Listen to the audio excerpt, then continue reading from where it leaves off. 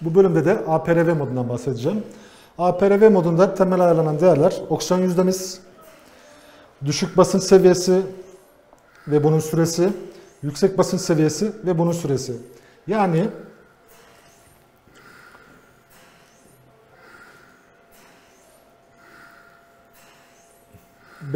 burada düşük basınç veya diğer adı PEEP, tepe basıncımız veya peak basıncımız veya P totalimiz 20. Bu şekilde gayet kullanımı basit.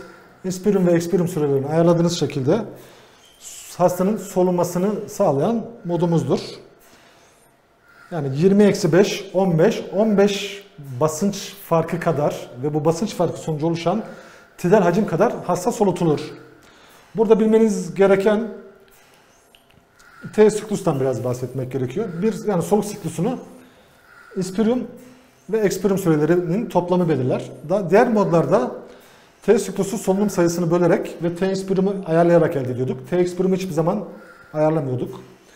APRV'nin temel farkı T inspirium'u ve T expirium'a sürelerini ayarlıyoruz ve bu sürelerde geçilecek basınç değerlerini ayarlıyoruz. Soluk sayısını ayarlamıyoruz.